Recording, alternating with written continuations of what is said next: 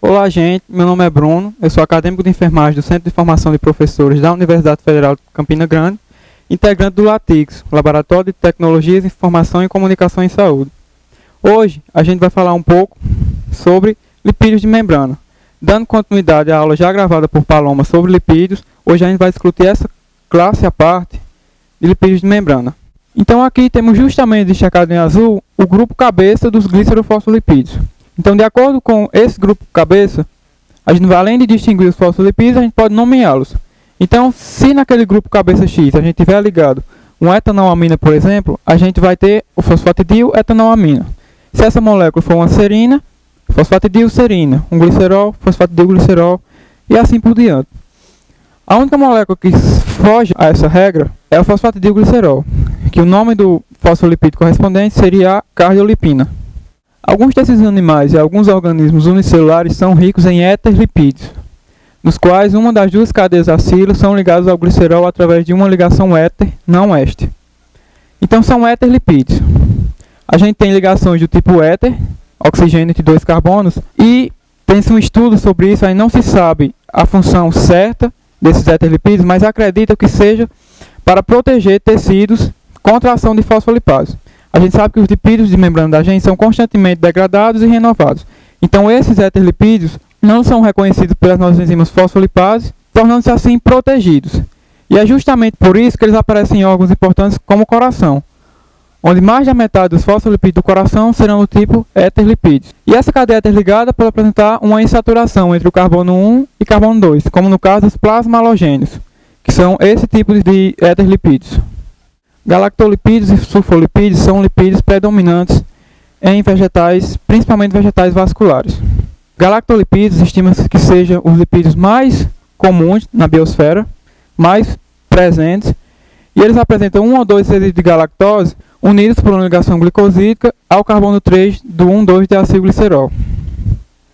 Os sulfolipídios contêm um resíduo de glicose ligado a um diacilglicerol sulfonatado.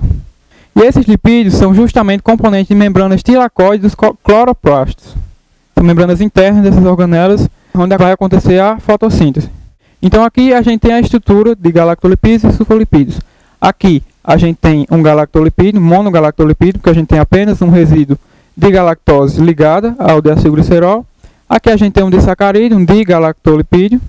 E aqui a gente tem um sulfolipídio. A gente tem aqui o grupo sulfonato, ligado a uma molécula de glicose, que por sua vez está ligado por uma ligação glicosídica a uma molécula de diacilglicerol. Os tetraéterlipídios de arqueobactérias, como o próprio nome já diz, são constituintes das membranas das arqueobactérias, que são bactérias que vivem em nichos ecológicos com altas temperaturas, baixo pH e altas forças iônicas. Então são condições extremas de ambiente. Então a estrutura deles vem justamente para promover a adaptação dessas arqueobactérias ao meio a qual elas se encontram. Então vai promover resistência tanto à alta temperatura como ao baixo pH do meio onde elas se encontram.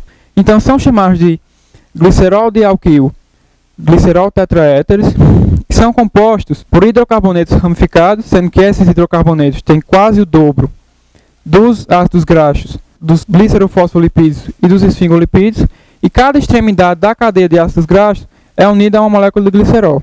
E aí esse glicerol em uma das extremidades vai estar unido a açúcares e na outra extremidade a um grupo fosfato. Então cada extremidade também é uma extremidade polar que atravessa a membrana. Os esfingolipídios, o nome dos mesmos vem de esfinge. Quando o pesquisador os descobriu, o Johannes, ele achou a função deles tão enigmática quanto as esfinges. Então por isso o nome esfingolipídios. Então diferentemente dos glicerofosfolipídios, os esfingolipídios não vão apresentar uma molécula de glicerol. Vão apresentar uma molécula de um aminoácido de cadeia longa chamada esfingosina, ou um derivado desta. E no lugar de dois ácidos graxos, como tínhamos nos glicerofosfolipídios, a gente vai ter apenas uma molécula.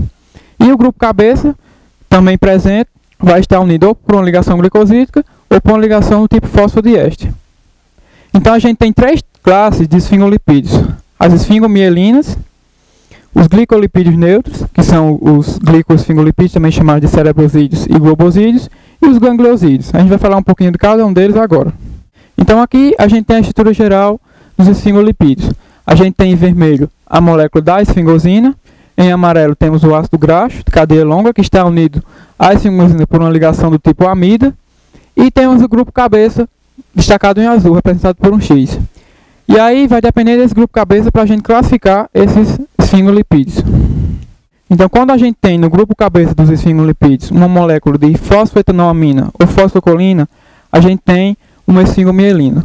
Lembrando que as esfingomielinas são constituintes da baía de mielina, de fibras mielinizadas dos neurônios ou do sistema nervoso central ou do sistema nervoso periférico. E essa baía de mielina vai promover um isolamento desses neurônios, fazendo com que o impulso que chega até eles seja transmitido de formas mais rápidas e ainda conservar energia para o axônio dos neurônios. Quando a gente tem açúcares ligados a esses esfingolipídios, a gente vai ter os glicoesfingolipídios ou os gangliosídeos.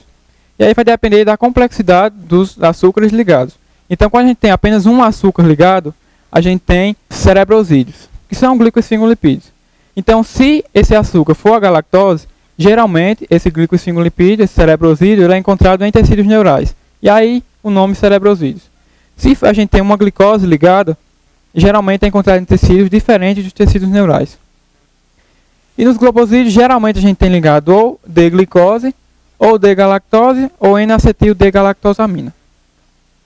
Nos gangliosídeos, a gente tem oligosacarídeos ligados, de complexidade variada, com uma unidade terminal de ácido N-acetilneramínico, também chamado de ácido ciálico.